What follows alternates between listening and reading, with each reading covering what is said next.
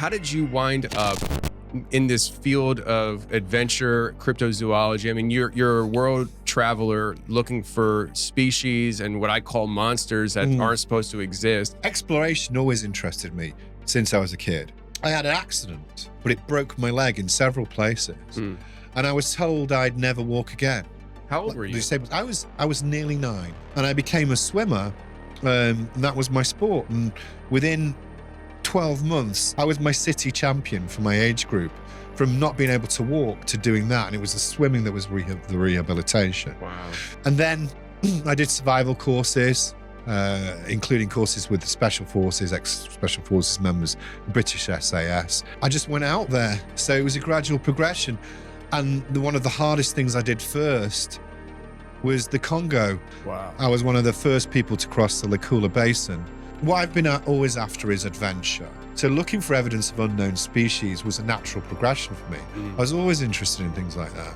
I'd done an expedition to Norway, and we found evidence of something called the cellular serpent, which I actually saw. And then when I went to Sumatra looking for evidence of the orang pendek. I was leading that expedition, and one of the team, one Indonesian, John found a print, and that was analysed not just by Jeff Meldrum, but also by David Chivers. And he came to the conclusion it was an unknown primate. We were going to Matthew Johnson's, and at the time, a lot of people were saying, oh, don't go to this dude's place. Yeah. Now, even when we got there, I said, these woods have got like creepy vibe to them.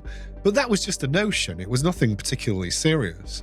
One night, me and John are in the smoking section, and I saw this beam of light, like a narrow beam of light.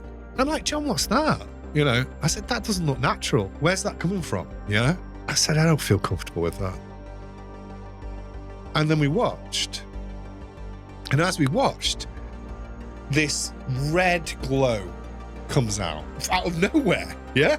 And these two things pop out of it. And they have pinpoint red eyes, and they're stocky. Yeah? They're like that, well-built, buff. And I'm like, what is that? And I said, what are those things? They're not good, whatever they are. They felt malevolent. You know what I mean? You know, I have a feeling. They felt bad. And then what I can say is right up there is one of the worst experiences of my life happens. And at that point, these things start rushing towards us. And I can see the anger on the one that was coming from me's face. And so we hit them with our torches. John obviously had a torch. Disappears like nothing's there. Yeah? This carries on all night. Boom, boom, boom. It's like we were fighting them. I thought, well, I'm reasonably well educated. I've got a degree and a postgrad.